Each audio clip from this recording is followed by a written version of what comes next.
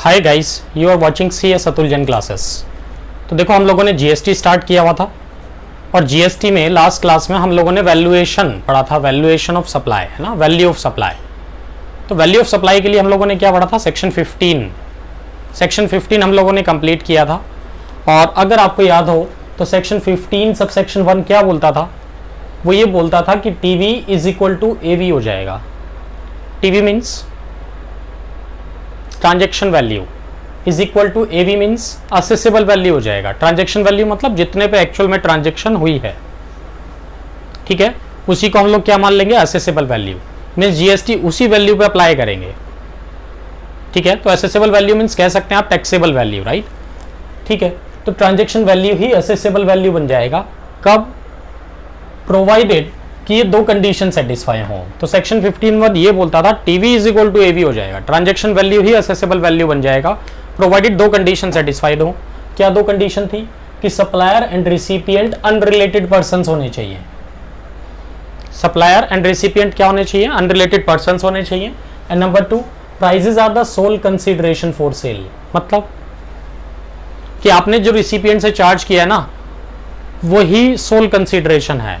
Means उसके अलग आपने रिसिपिएंट से कुछ और चार्ज नहीं किया, या रिसिपिएंट के ऊपर आपने कोई कंडीशंस नहीं लगाई, ठीक है। तो प्राइजेस सोल कंसीडरेशन होने चाहिए। दोनों कंडीशन सेटिस्फाइड होंगी तो क्या होगा? Transaction value is equal to assessable value हो जाएगा। और अगर ये दोनों कंडीशन सेटिस्फाइड नहीं होती हैं, दोनों में से किसी भी एक का कॉन्ट्रावेंशन होता है या दोनों का कॉन्ट्रावेंशन होता है, तो क्या करेंगे आप? रूल्स अप्लाई करेंगे। रूल नंबर 27 to 31 चलेंगे। वो अलग बात है, रूल 31 के बाद भी हैं, बट वो वैल्यूएशन रूल्स नहीं है, मतलब वो स्पेसिफिक रूल्स हैं, राइट। तो सेक्शन 15 तो क्या कहता है कि अगर ये दोनों कंडीशन सेटिस्फाई नहीं हुई तो रूल क्या चलेंगे? 27 to 31 चलेंगे। डन, ठीक है। तो देखो, ये रूल 27 to 31 की अगर हम बात करें, बाकी सेक्शन 15 तो हम लोग ऑलरेडी डिस्कस कर चुके थे पूरा। तो रूल 27 to 31 शॉर्ट में बता रहा हूं। देखो, रूल 27 कब अप्लाई होगा भाई? तो ये किस लिए rule 27? Value of supply of goods, services और both where prices are not the sole consideration. Where prices are not the sole consideration means आपने जो प्राइजेस चार्ज किया है ना रिसिपिएंट से, सिर्फ प्राइस चार्ज नहीं किया, बदले में आपने उससे कुछ और भी लिया है। इट मीन्स रिसिपिएंट आपको इन काइंड, हो सकता है कुछ पुराना गुड्स दे रहा हो, या फिर रिसिपिएंट आपके बिहाफ पे कोई एक्सपेंस करने के लिए तैयार हो, लाइक मार्केटिंग एक्सपेंस करने के लिए तैयार हो, या फिर पैकिंग वो खुद सप्लाई कर रहा हो आपको। समझ रहे हैं बात? तो रूल 27 कब अप्लाई करेंगे आप? जब price is not the sole consideration, price sole consideration नहीं है। रूल 28 कब अप्लाई करेंगे आप? कि जब सप्लाई बिटवीन डिस्टिंक्ट पर्सन्स हो रहा है या फिर रिलेटेड पार्टीज हो रहा है, ठीक है। या तो सप्लाई बिटवीन डिस्टिंक्ट पर्सन्स है या फिर रिलेटेड पार्टीज हैं। डिस्टिंक्ट पर्सन्स का मतलब कहते दो ब्रांचेस हैं, दोनों का पेन नंबर सेम है, अलग अलग रजिस्टर्ड हैं, तो उनको हम क्या काउंट करेंगे? Distinct persons. या फिर रिलेटेड पर्सन्स हैं। रिलेटेड पर्सन्स की डेफिनेशन हम लोग ऑलरेडी पढ़ चुके हैं लास्ट क्लास में, ठीक है। तो या तो बिटवीन डिस्टिंक्ट पर्सन्स हो या फिर रिलेटेड पर्सन्स हो, अदर देन थ्रू एजेंट, मतलब एजेंट के थ्रू सप्लाई नहीं हो रही है। रूल 28 अप्लाई करेंगे। रूल 29 कब अप्लाई करेंगे? जब आप गुड्स की सप्लाई किस तरह से कर रहे हैं? थ्रू एन एजेंट, एजेंट के थ्रू कर रहे हैं तो रूल 29, और अदर देन एजेंट के थ्रू है तो रूल 28। डन। रूल 30 कब अप्लाई करेंगे आप? जब आप सप्लाई कर रहे हैं गुड्स की, सर्विसेज की, both based on cost, cost of production. Cost of production के बेसिस पे हम लोग वैल्यू कैलकुलेट करेंगे रूल 30 में। और रूल 31 क्या कहता है? तो रेजिडुअल मेथड है। मीन्स अगर रूल 27 to 30 अप्लाई नहीं होंगे तो उस केस में रूल 31 अप्लाई होगा। और रूल 31 में आपको कुछ नहीं करना है, जो कुछ करना है किसको करना है? डिपार्टमेंट को करना है, ठीक है। जो कुछ करना है किसको करना है? डिपार्टमेंट को करना है, जिसको हम शॉर्ट में क्या बोल देते हैं? BJA, मतलब बेस्ट जजमेंट असेसमेंट। डन। तो देखो, वन बाय वन ये रूल डिस्कस करना है हम लोगों को। तो सबसे पहले मैं रूल 27 ही डिस्कस कर रहा हूं, है ना। नोट करो इसको पहले, फिर रूल 27 पे चलते हैं जी।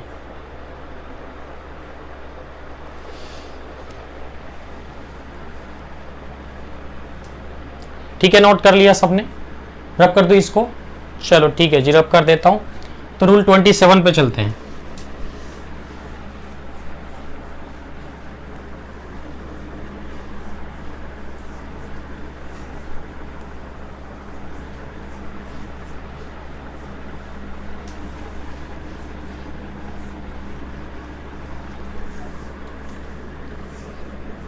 लो जी रूल 27।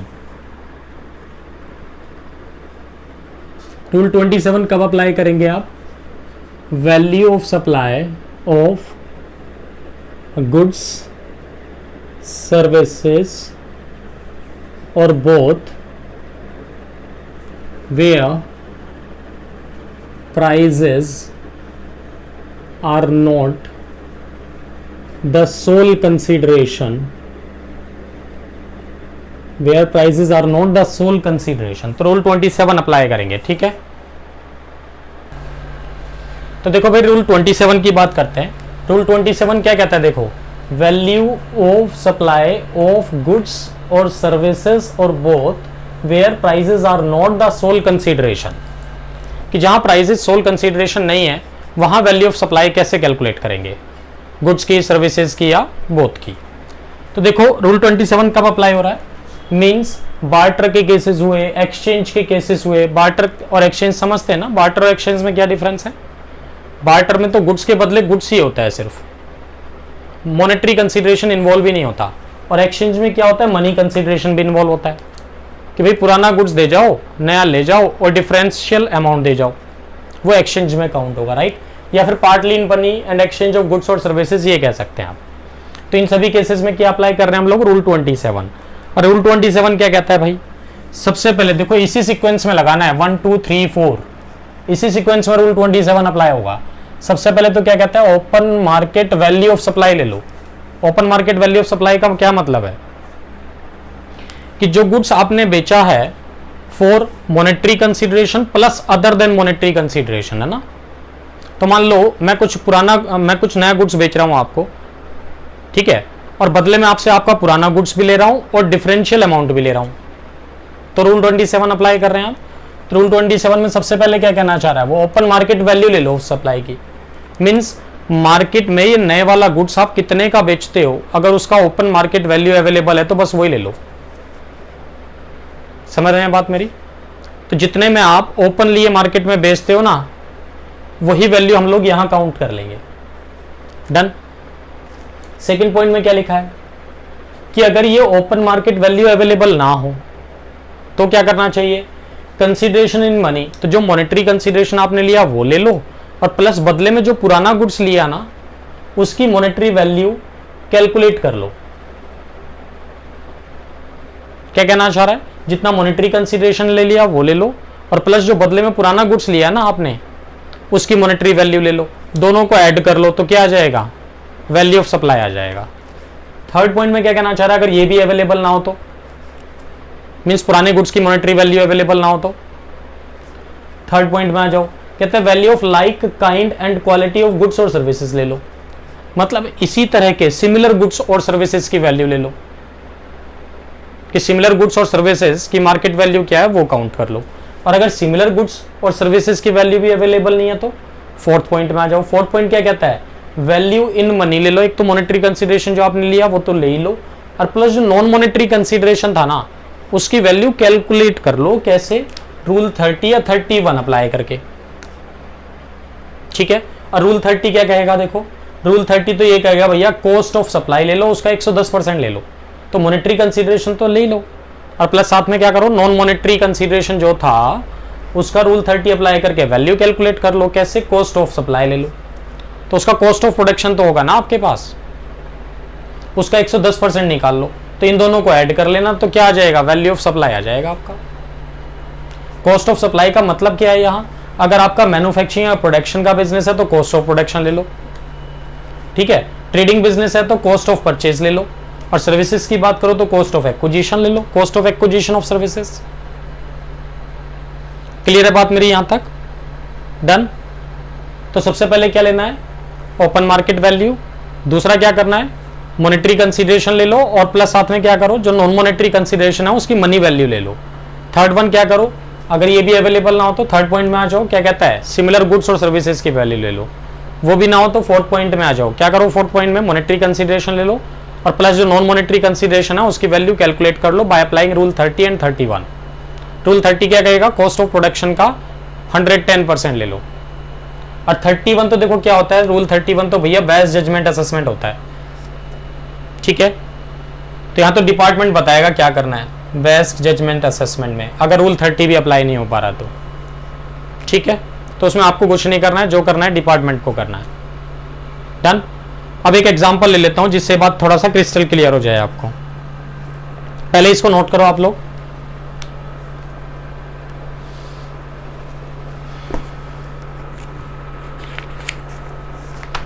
ठीक है, नोट कर लिया सबने?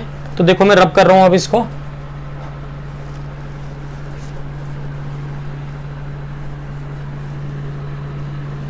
रूल 27 की बात कर रहे हैं हम लोग। तो मैंने बुक में आपको क्वेश्चन दे रखे हैं, देखो क्वेश्चन डिस्कस करते हैं।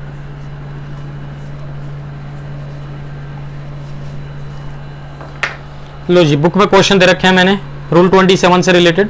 क्वेश्चन नंबर 1 में आओ। तो जो क्वेश्चन नंबर 1 है, देखो क्या कहना चाह रहा है question number 1। Mister A sold a bike for ₹34,000, है ना। तो मान लेते हैं आपने कोई बाइक बेची है, बाइक सोल्ड फॉर कितने में? 34,000 में। Done. With exchange of old bike, with exchange of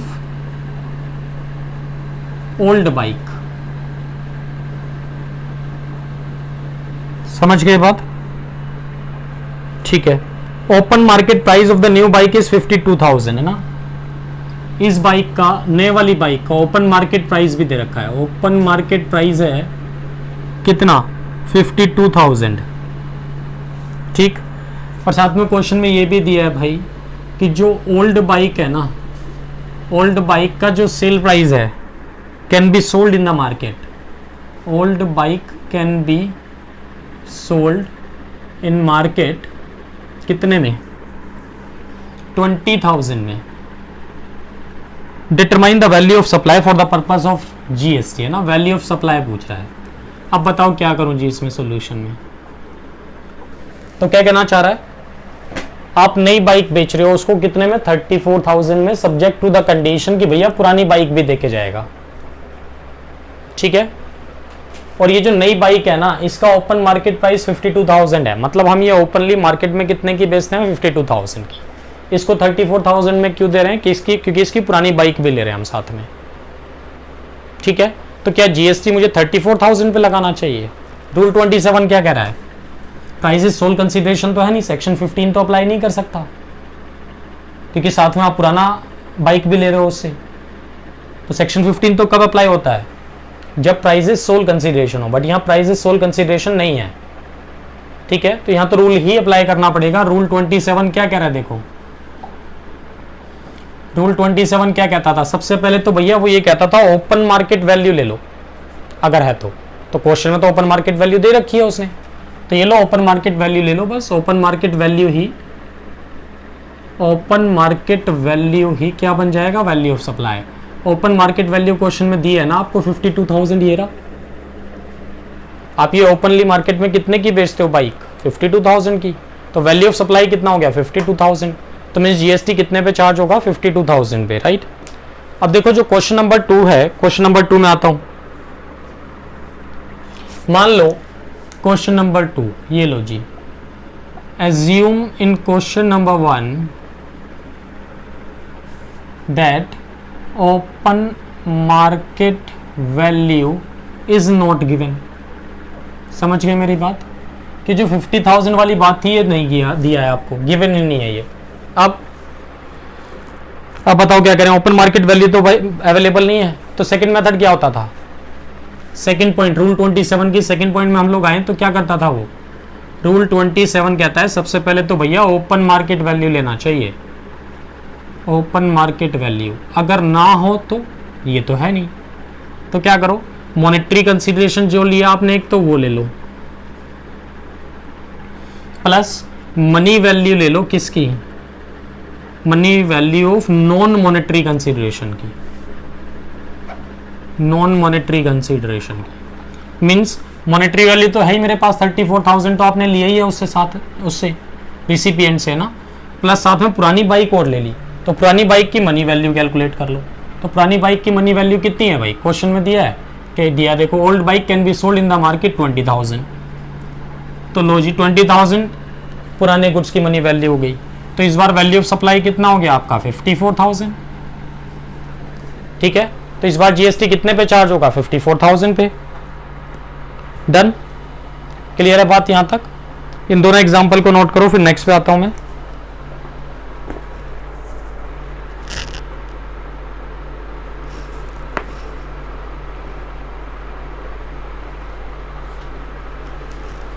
done, note कर लिया सबने? लो जी, अब क्वेश्चन नंबर 3 में आ जाता हूं मैं।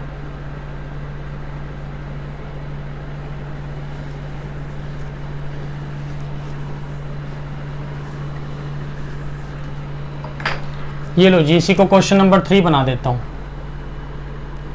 क्वेश्चन नंबर 3 में क्या हुआ देखो, वो ये कहना चाह रहा old bike can be sold, ये वैल्यू भी अवेलेबल नहीं है, ये भी क्वेश्चन में नहीं दिया है मान लो। अब वैल्यू ऑफ सप्लाई कैसे कैलकुलेट करोगे? तो अगेन रूल 27 क्या कहता है भाई, सबसे पहले तो ओपन मार्केट वैल्यू, ठीक है, वो ना हो तो सेकंड पॉइंट क्या कहता था, मनी वैल्यू, मॉनेटरी कंसीडरेशन मतलब, और plus money value of non monetary consideration. Done. तो देखो मॉनेटरी कंसीडरेशन 34,000 तो मेरे पास है, but money value of non monetary consideration जो पुरानी बाइक का सेल प्राइस है वो अवेलेबल है क्या? नहीं है। तो इस बार ये भी अप्लाई नहीं हो पाएगा। कहाँ चले जाओ अब की बार, value of supply of similar goods और सर्विसेज, है ना, सिमिलर गुड्स और सर्विसेज, ठीक है। तो सिमिलर गुड्स और सर्विसेज की वैल्यू है क्या, चेक कर लेते हैं क्वेश्चन नंबर 3 में। हाँ, ये दिया हुआ है भाई, ये मैं यहां देना भूल गया कि मान लो क्वेश्चन में लिखा हुआ ये बात, कहते हैं एक और बाइक है जिसमें सिमिलर फीचर्स हैं, सिमिलर फीचर्स हैं सब कुछ, उसकी वैल्यू अवेलेबल है हमारे पास। मार्केट वैल्यू कितनी है उसकी? 51,000। डन। कितनी है मार्केट वैल्यू उसकी? 51,000। तो value of supply of similar goods और सर्विसेज ही ले लो, कितना? 51,000। ये लो 51,000 है ना। तो वैल्यू ऑफ सप्लाई कितना आ गया इस बार? 51,000।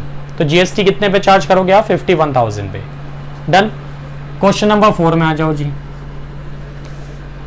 क्वेश्चन नंबर 4 में क्या कहना चाह रहा है? क्वेश्चन नंबर 4 में मान लो जी, एज्यूम इन क्वेश्चन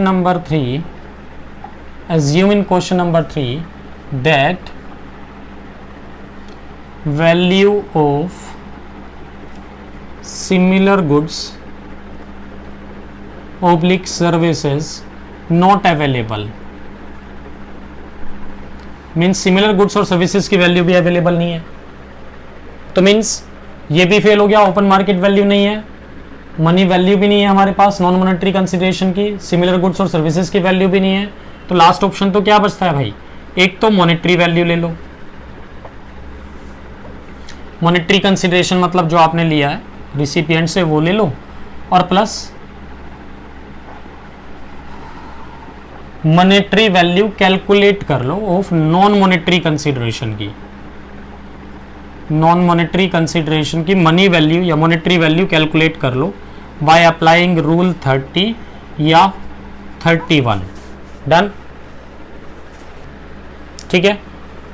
तो देखो भाई, अब मुझे क्या चाहिए, जो पुरानी बाइक है ना, रूल 30 अगर मैं अप्लाई करूं तो रूल 30 क्या बोलता था? कॉस्ट ऑफ प्रोडक्शन का 110% ले लो। तो इसका मतलब पुरानी बाइक का कॉस्ट ऑफ प्रोडक्शन चाहिए मुझे, वो है नहीं मेरे पास। तो मीन्स, और क्वेश्चन में कुछ दिया है क्या? क्वेश्चन में देखो एक और चीज दिया है क्वेश्चन नंबर 4 में, कि जो बाइक आप बेच रहे हो ना, कॉस्ट ऑफ परचेज दिया हुआ है बाइक का, cost of purchase of bike दिया हुआ है क्वेश्चन में, कितना दिया हुआ? 47,000। तो कॉस्ट ऑफ प्रोडक्शन ना देके कॉस्ट ऑफ परचेज दिया हुआ है, इट मींस आप ट्रेडिंग एक्टिविटी में इन्वॉल्व होंगे, बाइक खरीदते होंगे और बेच देते होंगे। तो ठीक है, तो भाई कॉस्ट ऑफ प्रोडक्शन के बदले कॉस्ट ऑफ परचेज ले लो, पूरी बाइक का ही ले लो, पुरानी का ना लेके। तो वैल्यू ऑफ सप्लाई कितना ले लूं मैं? Cost of purchase into 110%। Cost of purchase है कितना? 47,000 इंटू 110% अगर कैलकुलेट करूं तो कितना आता है इसका? भाई 47,000 तो है ही है, और उसमें 4700 और जोड़ दो, 4,700, तो 51,700 हो जाएगा। 51,700 वैल्यू ऑफ सप्लाई आएगा।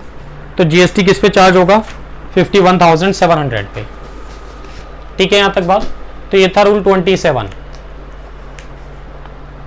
हम लोग रूल 28 पे चलते हैं। पहले नोट करो इसको फटाफट।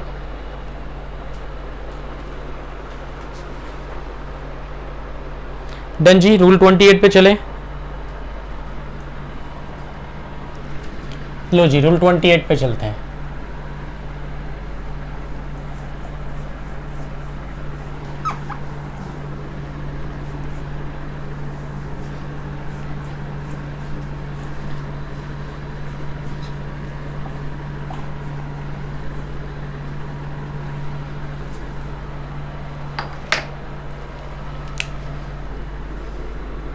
रूल 28 में हम लोग क्या कर रहे हैं देखो, value of supply of goods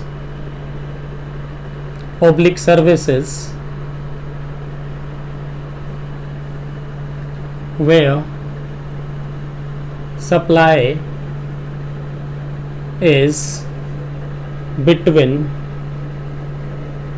distinct persons या डिस्टिंक्ट पार्टीज, between distinct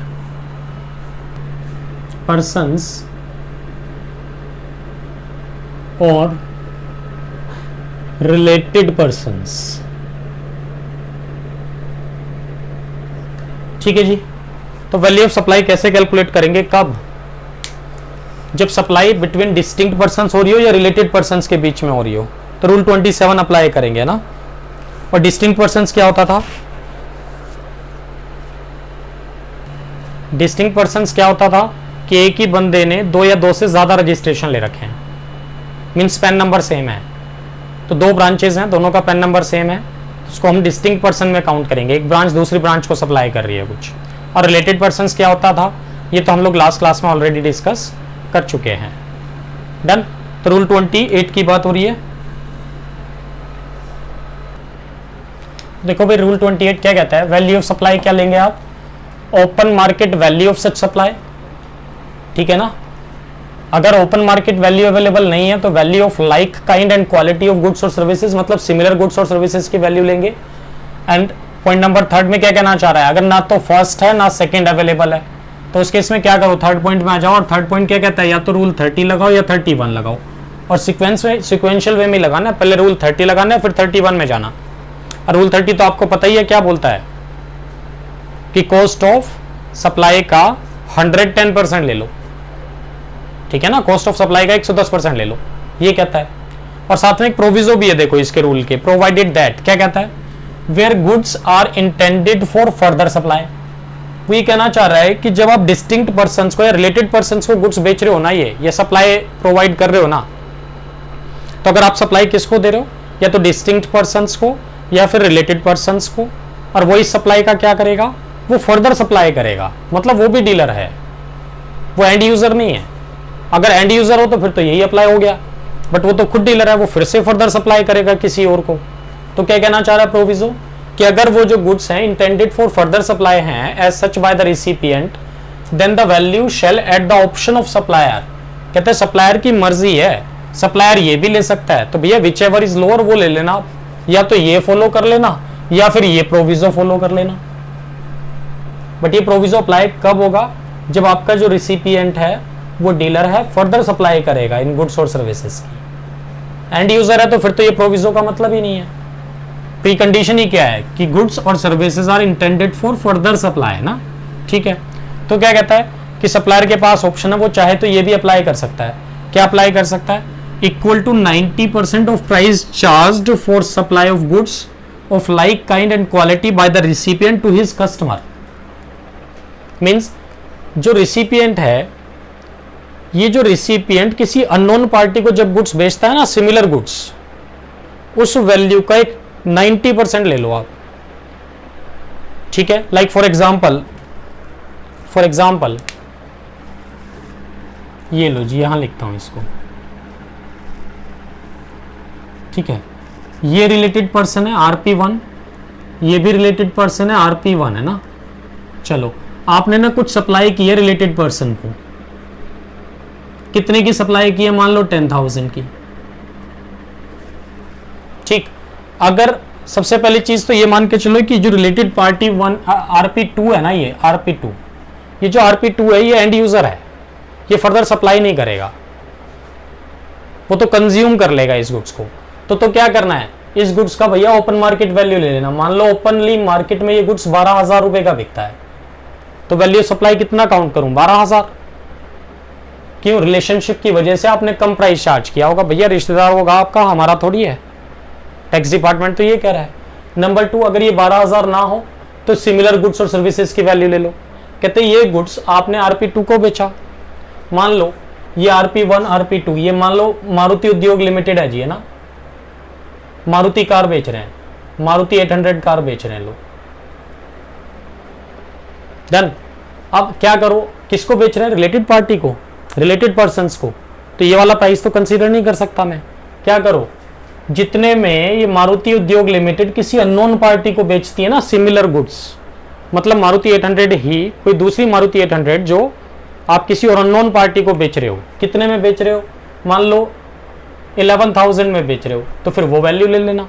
तो फर्स्ट केस में तो क्या हुआ, अगर ओपन मार्केट वैल्यू अवेलेबल है तो वो ले लो, नहीं है तो सिमिलर गुड्स और सर्विसेज की वैल्यू ले लो, मतलब सेम फीचर्स हो जिसमें, राइट। तो मारुति 800 ना भी ओके, ये मान लो मारुति 800 ना भी है, मारुति 800 के ही इक्विवेलेंट कोई दूसरी कार निकाली है इस कंपनी ने, सेम फीचर्स हैं, सब कुछ सिमिलर सा है, बट मारुति 800 नहीं है। तो फर्स्ट पॉइंट में तो क्या कहना चाह रहा है, ओपन मार्केट वैल्यू ले लो सच सप्लाई का। तो मारुति 800 जो बाहर के लोगों को, अननोन पार्टीज को जितने में बेचते हो वो ले लो, वो नहीं है तो सिमिलर गुड्स और सर्विसेज की वैल्यू ले लो, मतलब मारुति 800 का अगर कोई दूसरा इक्विवेलेंट अवेलेबल है तो वो ले लो। थर्ड केस में क्या कहना चाहता है, अगर दोनों ही अवेलेबल ना हो तो, ना ये हो ना ये हो, तो क्या करो, कहते रूल 30 और 31 अप्लाई करो। रूल 30 क्या कहेगा, कहते कॉस्ट ऑफ प्रोडक्शन का या कॉस्ट ऑफ सप्लाई का 110% ले लो। तो मान लो ये हम मैन्युफैक्चरिंग करते हैं जी, मारुति उद्योग लिमिटेड मान लो कार की मैन्युफैक्चरिंग करते हैं, तो उनका जो कॉस्ट ऑफ प्रोडक्शन है मान लो कितना है जी, मान लेते हैं 8,000 है या 9,000 है कॉस्ट ऑफ प्रोडक्शन। तो 9,000 का 110% अगर मैं ले लूं तो कितना बनेगा भाई, 9,900। तो वैल्यू ऑफ सप्लाई कितना आ जाएगा, 9,900। डन। ये तो एंड यूजर के केस में हुआ। अब सपोज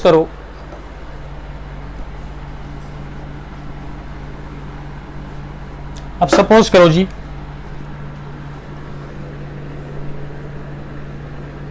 ये रिलेटेड पार्टी 1 है, ये रिलेटेड पार्टी 2 है और ये अनरिलेटेड पार्टी है ना। हम कोई गुड सप्लाई कर रहे हैं रिलेटेड पार्टी को, कितने में, 10,000 में। हम कुछ गुड सप्लाई कर रहे हैं किसको, रिलेटेड पार्टी को, कितने में, 10,000 में। और रिलेटेड पार्टी ना यही गुड्स अनरिलेटेड पार्टी को बेचता है, कितने में, मान लो 15,000 में। मान लो चलो मारुति 800 की बात करूं, वैसे बड़ी सस्ती मारुति 800 कार ले रहा हूं, देख लो 10,000 15,000, बट वैल्यू पे मत जाओ, समझ रहे ना, मारुति 800 कार वैल्यू पे मत जाओ, समझाने के लिए बोल रहा हूँ। 10,000 में बाइक नहीं आती तो मारुति की बात कर रहे हैं। चलो, तो इसने मारुति 800 सप्लाई किया RP2 को, कितने में, 10,000 में। और ये RP2 क्या करता है, मारुति 800 सप्लाई करता है किसको, ये मारुति 100 कितने में बेचता है, अनरिलेटेड पार्टी को, 15,000 में। ये वाली कार नहीं बेच रहा है, ठीक है। ये जो मारुति 800 कार है 10,000 रुपए की, ये तो अभी इसके पास जाएगी, पता नहीं कब बिकेगी। तो हम क्या करेंगे, आज ही की डेट में ये रिलेटेड पार्टी 2 सिमिलर गुड्स है ना, मारुति 800 कितने का बेच रहा है अनरिलेटेड पार्टी को। तो जो मारुति 800 यहां से जा रही है वो अलग है, यहां अलग है दोनों मारुति 800 ही। तो सिमिलर गुड्स और सर्विसेज की वैल्यू लेनी है। देखो लिखा है, prices charge for supply of goods of like kind and quality by the recipient to the customer. भाई तो मारुति 800 बेचता ही है ना, आपसे खरीदता है, उधर बेचता रहता है कस्टमर को। तो ये कितने में बेच रहा है अपने कस्टमर्स को, 15,000 में। हमसे कितने में ले रहा है, 10,000 में, ठीक है। तो इसके लिए वैल्यू ऑफ सप्लाई क्या काउंट करूं मैं, कहते हैं ये जितना प्राइस यहां चार्ज कर रहा है ना, चाहे तो वही वाले रूल लगा लो अपने। और दूसरा ऑप्शन क्या है इसके पास, कि ये चाहे रिलेटेड पार्टी 1, तो जितना प्राइस ये अनरिलेटेड पार्टी से चार्ज कर रहा है ना 15,000 रुपए, उसका 90% ले ले। तो 15,000 का 90% कितना बनता है भाई, देख लो कितना बनता है। 10,000 का 90% हो गया भाई 9,000, और 5,000 का हो गया 4,500। तो 9 और 4,500 13,500 रुपए आ गया। तो यही वैल्यू ऑफ सप्लाई है, बस ये कहना चाह रहा है। आप चाहे पड़ी 10,000 में बेचते हो, तो इसका मतलब तो ये हुआ आप रिलेटेड पार्टी को बीच में जबरदस्ती लेके आए जीएसटी बचाने के लिए, वरना तो इस गुड्स की वैल्यू एक्चुअल में 15,000 ही रही होगी एक तरह से। ठीक है, हम ऐसा कह सकते हैं। तो जीएसटी ना तो 10,000 पे ना 15,000 पे, कितने पे चार्ज होगा? 13,500 पे। तो असेसमेंट 13,500 पे होगा। ठीक है, ये ऑप्शन है किसके पास? सप्लायर के पास। वो चाहे तो ओपन मार्केट वैल्यू भी ले सकता है, सिमिलर गुड्स एंड सर्विसेज की वैल्यू भी ले सकता है, रूल 30 भी अप्लाई कर सकता है, और साथ में ये भी कर सकता है। तो ये वाला ऑप्शन था ही कब अवेलेबल सप्लायर के पास? कि जिस रिलेटेड पार्टी को आप सेल आउट कर रहे हो वो इस गुड्स और सर्विसेज को फर्दर सप्लाई करेगा। और देखो फर्दर सप्लाई भी किसको कर रहा है ये ध्यान रखना, अनरिलेटेड पार्टीज को। अगर यहां RP3 आ गया ना तब ये प्रोविजो अप्लाई नहीं होगा। ठीक है, तो ये अनरिलेटेड पार्टी होना जरूरी है, लिखा है देखो, not being a related person. Done, ये था रूल 28। नोट करो इसको फटाफट, फिर रूल 29 पे चलते हैं।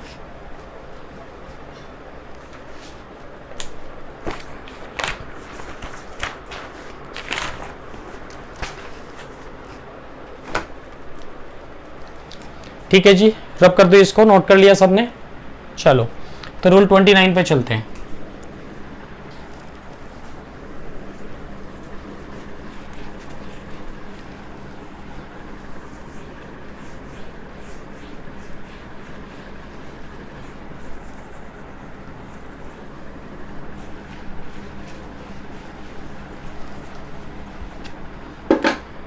लो जी, रूल 29 पे आ जाओ।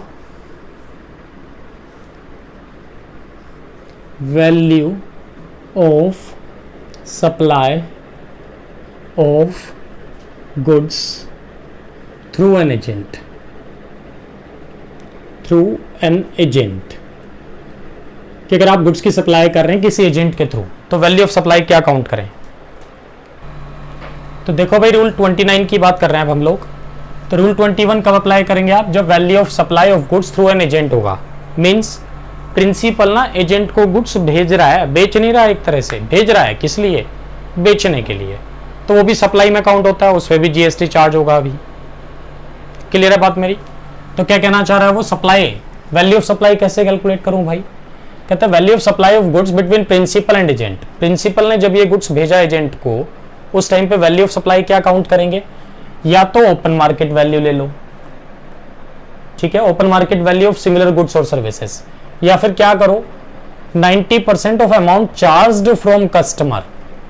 मींस एजेंट यही गुड्स बेचता है ना फर्दर, तो एजेंट जो प्राइस चार्ज करता है ना कस्टमर से, प्रोवाइडेड कि वो कस्टमर अनरिलेटेड पार्टी होना चाहिए, तो एजेंट जो प्राइस चार्ज करता है कस्टमर से उसका 90% ले लो।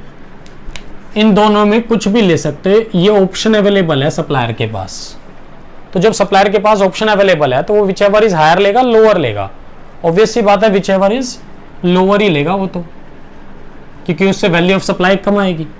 हाँ, अगर ये कैलकुलेट नहीं कर पा रहे हो तो क्या करो, रूल 30 और 31 अप्लाई करो। तो रूल 30 आपको पता ही, हम लोग ऑलरेडी डिस्कस कर चुके हैं। कॉस्ट ऑफ सप्लाई का 110% ले लो। और कॉस्ट ऑफ सप्लाई क्या होता है? अगर आपका प्रोडक्शन है तो कॉस्ट ऑफ प्रोडक्शन ले लो, अगर आपकी ट्रेडिंग एक्टिविटी है तो कॉस्ट ऑफ परचेज ले लो, और अगर आप सर्विसेज प्रोवाइड करते हैं तो cost of acquisition of services ले लो। डन। और रूल 31 में आपको कुछ करना ही नहीं है, जो कुछ करना है किसको करना है? डिपार्टमेंट को करना है। That is called best judgement assessment. और वो भी क्या करेगा? रूल 27 to 30 अप्लाई करके कोई एक वैल्यू कैलकुलेट करेगा। डन। चलो तो भाई एक क्वेश्चन ले लेता हूं। देखो, ये प्रिंसिपल है, ये एजेंट है, ये कस्टमर है। प्रिंसिपल ने कुछ गुड सप्लाई किया 1 जनवरी 2019 को। मान लेते हैं जी मारुति 1000 कार सप्लाई की है इन्होंने, ठीक है। प्राइस तो चार्ज किए नहीं इनसे, प्राइस तो अवेलेबल है नहीं। अब एजेंट तो ये गुड्स बेचता है ना भाई कस्टमर को, इसके बिहाफ पे बेचता है। तो एजेंट इन्हें 1 जनवरी 2019 को कोई दूसरी मारुति 1000 बेची होगी, ये वाली तो नहीं बेची होगी, खैर ये तो भी पहुंची भी नहीं वहां। तो वैल्यू ऑफ सप्लाई कैलकुलेट कर रहे हैं इस वाली मारुति 1000 के लिए, बट वैल्यू ले रहे हो उस वाली मारुति 1000 का। हमें तो इसी डेट की वैल्यू चाहिएगी ना, 1 जनवरी की। जब 1 जनवरी को सप्लाई हो रही है तो 1 जनवरी को वैल्यू चाहिएगी। अब 1 जनवरी को इस वाली मारुति 1000 की वैल्यू थोड़ी होगी, सिमिलर गुड्स और सर्विसेज की वैल्यू ले लो। तो जो सिमिलर गुड्स और सर्विसेज ये एजेंट कस्टमर को बेच रहा है वो वैल्यू काउंट कर लो। तो 1 जनवरी को जो दूसरी मारुति 1000 इन्होंने बेची है 5 लाख में, वो वैल्यू हम कंसिडर कर लेंगे, प्रोवाइडेड कि जो कस्टमर है ये अनरिलेटेड पार्टी हो। ठीक है, तो क्वेश्चन में एक चीज और दिया देखो कि कोई दूसरा इंडिपेंडेंट सप्लायर भी है जो मारुति 1000 बेच रहा है, कितने में, 4,70,000 में। डन। तो मुझे वैल्यू ऑफ सप्लाई क्या कैलकुलेट करनी, कैसे कैलकुलेट करनी है, रूल 29 क्या कह रहा है, या तो ओपन मार्केट वैल्यू ले लो। तो दूसरा इंडिपेंडेंट सप्लायर कितने में बेच रहा है मारुति 1000, 470 में। तो एक तो वैल्यू 470 हो गई मेरे पास, और दूसरा क्या करो, ये एजेंट जो सिमिलर गुड्स और सर्विसेज कस्टमर को सप्लाई कर रहा है कितने में, 5 लाख में। तो 5 लाख का 90% ले लो, 4,50,000 ले लो। तो कहता है सप्लायर के पास ऑप्शन है, वो कुछ भी ले सकता है। तो 470 ले कि 450 ले, ऑब्वियस सी बात है सप्लायर 450 लेगा। तो वैल्यू ऑफ सप्लाई कितना काउंट करें, 4,50,000 according to rule 29। Done, note करो इसको।